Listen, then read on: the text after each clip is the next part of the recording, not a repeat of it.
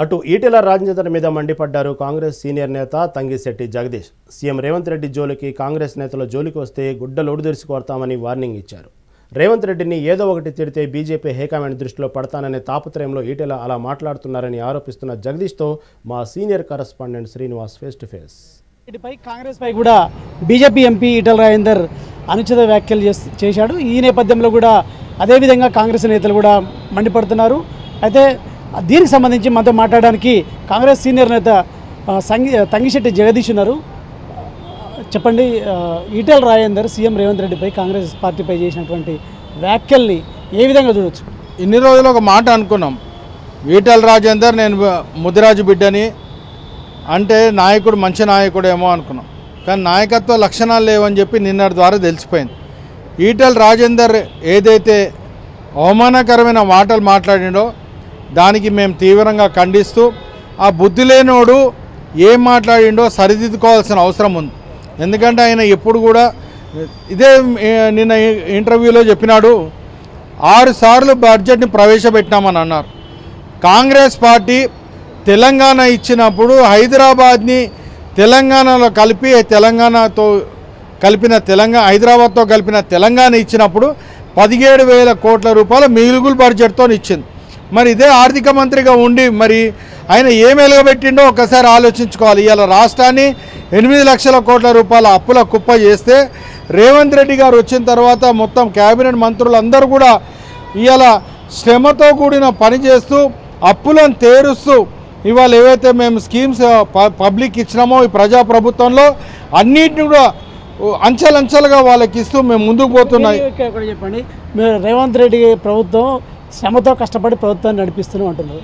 మరి చేతగాని దద్దమ్మ చౌట రిజైన్ చేయి ముఖ్యమంత్రి పదవికి అని చెప్పేసి ఈటెల రాజేందర్ అంత దారుణంగా మాట్లాడుతుంది. ఎట్లా చెప్పు? ఆ చౌటగాని దద్దమ్మ ఎవడో తెలిసిపోయింది కదా. ఆయన ఆర్థిక మంత్రిగా ఉన్న ప్రభుత్వంలో భూ కబ్జా కోరుడు అని చెప్పి వాళ్ళ ముఖ్యమంత్రి కేసులు పెట్టి జైల్లో పంపించాడు. మరి చౌటగాడు ఎవడు, దద్దమ్మ ఎవడో తెలిసిపోయింది కదా. ఆ చౌట దద్దమ్మ ఇవాళ ఎటుగుదేక ఆ భూములు కాపాడుకోనికి ఆ కబ్జా కోరుడు ఏదైతే బీసీ అనే ముసుగులో బతుకుతున్నాడో, కొడుకులకు రెడ్ల పేర్లు పెట్టి భార్యను రెడ్డిని చేసుకొని ఏదైతే తప్పుడు బతుకుతున్నాడో ఆ విలువలేని మనిషి ఇవాళ బీజేపీలో ఎవరు విలువిస్తలేరు. అక్కడ ఏదో స్కిన్ కాపాడుకోవడానికి, నా ఉనికి కాపాడుకోవడానికి చేసే ప్రయత్నమే తప్ప ఇంకోటి కాదు. ఇది ఇక్కడ ఒక కొత్త అంశాన్ని లేవనెత్తారు మీ కాంగ్రెస్ నేతలు.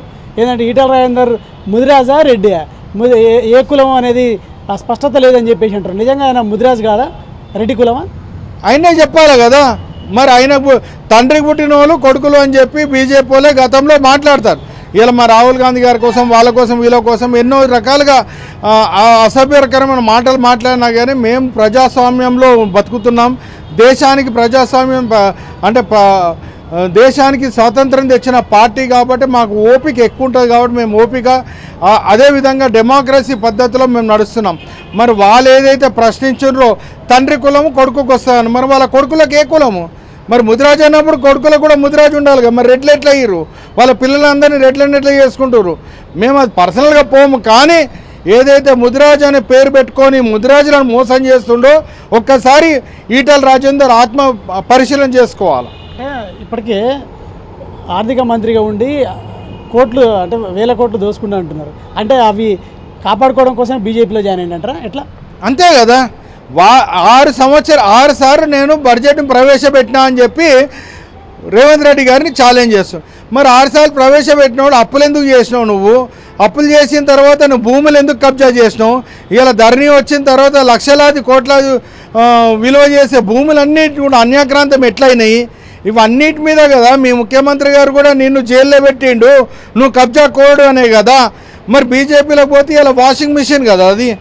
ఆ బీజేపీలో ఎంతమంది తప్పులు చేసిపోయినా కానీ అందులో వాషింగ్ మిషన్ పోగానే వాడు బురద అంతా కడుక్కొని తెల్ల బట్టలు వేసుకొని ఉన్నట్టు ఉంటుంది కాబట్టి వాడు బీజేపీలో చేరిండు. ఇప్పటికే పలుమార్లు కూడా సీఎం రేవంత్ రెడ్డిని కాంగ్రెస్ నేతల్ని ఉద్దేశించి కూడా ఆయన అనుచిత వ్యాఖ్యలు చేసింది. మరొకసారి ఇదే విధంగా వ్యాఖ్యలు చేస్తే మీ కార్యాచరణ ఈటెల రాజేందర్ మీద ఏ విధంగా ఉండబోతుంది? ఈటెల రాజేందర్ని ఆయన తప్పు ఆయన తెలుసుకొని క్షమించమని కోరుతాడని చెప్పి చూస్తున్నాం. ఇదే విధంగా గిట్ట మాట్లాడితే మేడ్చల్లో కాదు ఎక్కడ కూడా ఆయన ఇంటి దగ్గర కూడా ఉండకుండా బట్టలు కూడా తీసి మేము కూడా ఆయనను బజార్కి ఇడుస్తామని చెప్పి తెలియజేసుకుంటాం.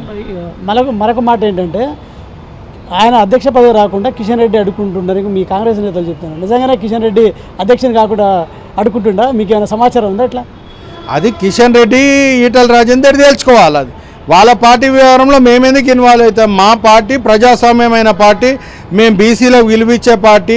ఎప్పటి నుండో కూడా మేము బీసీలకు పీసీసీ ప్రెసిడెంట్ పార్టీ పదవి చాలా గొప్ప పదవి మా పార్టీలో.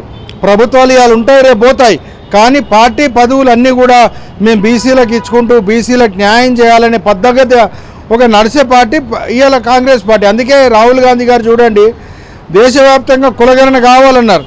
ఇవాళ బీజేపీ వాళ్ళు సుప్రీంకోర్టు కూడా అఫిడవిట్ ఇచ్చారు, మేము కులగణన చేయలేమని చెప్పి. కానీ ఇలా రాహుల్ గాంధీ గారు, రేవంత్ రెడ్డి గారు ఏదైతే తెలంగాణలో కులగణన చేసి చూపెట్టిరో ఎక్కడ కూడా వాళ్ళ తోయలేని పరిస్థితిలో ఇలా వాళ్ళు దేశవ్యాప్తంగా కూడా కులగణన చేస్తా అన్నారు. అది కాంగ్రెస్ విజయం, బీసీల విజయం. కులగణన కాంగ్రెస్ విజయం, బీసీల విజయం అని మీరు అంటుంటే ఆ కులగణన అనేది తప్పలు తడక అది అంత బోగస్ కులగణన అని చెప్పేసి కూడా ఈటల రాజేందర్ కావచ్చు, బీజేపీ నేతలు అంటారు. ఎట్లా చూడొచ్చు? ఇప్పుడు వాళ్ళు ఏదైనా చేసి ఇంకో దానితోనే ప్రమాణం చూడాలి. ఇప్పుడు వాడు చేయడు, చేసిన దాన్ని తప్పు అంటే ఎట్లయితుంది? అది కాదు కదా. నువ్వు రేపు దేశవ్యాప్తంగా చేస్తా అంటున్నావు, చెయ్యి. చేసిన తర్వాత మేము చేసిన దానికి శాస్త్రీయంగా ఏది కరెక్టో ప్రజలు నిర్ణయిస్తారు. Thank you. మొత్తంగా ఈటల రాజేందర్ మరొకసారి సీఎం రేవంత్ రెడ్డి మీద అనుచిత వ్యాఖ్యలు చేస్తే బజార్లో బట్టలు కూడా తీసుకొడతా అంటూ కూడా కాంగ్రెస్ నేతలు చెప్తున్నారు. ఇదే విధంగా ఏదైతే ఈ ఈటల రాజేందర్ ఆర్థిక మంత్రిగా ఉన్నప్పుడు వేల కోట్లు దోసుకుంటూ ఈ కాపాడుకోవడం కోసమే బీజేపీలోకి చేరినట్టు కూడా కాంగ్రెస్ నేతలు చెప్తున్న పరిస్థితి.